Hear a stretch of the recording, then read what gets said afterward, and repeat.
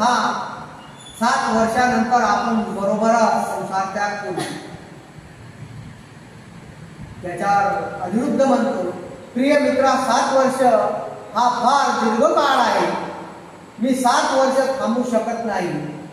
अनिरुद्ध बलियाला म्हणतो की मी हा लय मोठा काळ आहे, 7 वर्ष कधी जातील आणि एवढा मी थांबणार नाही, त्यामुळे हे शक्य नाही. बलियाने ती मुद्दत 6 वर्षावर आणली. किंवा 7 वर्ष जाऊ दे, तू 6 वर्ष थांब, त्यानंतर आपण दोघेही जाऊ आणि संसार त्याग करू. क्रमाक्रमाने ती 1 वर्षावर आणली. मग म्हणजे असं करता करता 1 वर्षावर अनिरुद्धनं आणलं.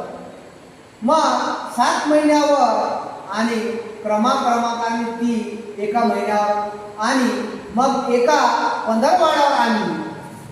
म्हणजे 7 वर्षाचं ते किती, 7 वर्ष करता करता 1 वर्षावर आली, 1 वर्षावरची 7 महिन्यावर आली, 7 महिन्यावरची 1 महिन्यावर आली आणि 1 महिन्यावरची 15 आली. 15 दिवस थांब, मग नंतर आपण दोघे. प्रत्येक वेळी अनिरुद्ध एकच वाक्य म्हणाला की इतका दीर्घकाळ मी थांबू शकत नाही. प्रत्येक वेळेस अनिरुद्धाचे एकच शब्द होते की इतका दीर्घकाळ मी थांबू शकत नाही.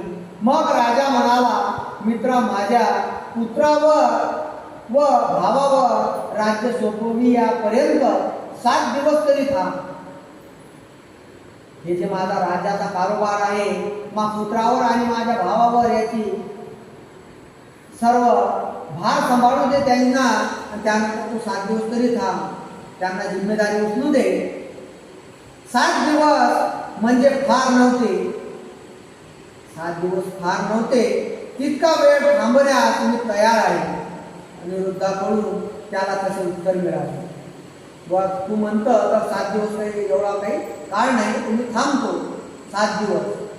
याप्रमाणे शाक्य राजा बलिय, अनिरुद्ध, आनंद, भंगू, किबीर आणि देवदत्त हे पूर्वी तसे तीर्थदानावर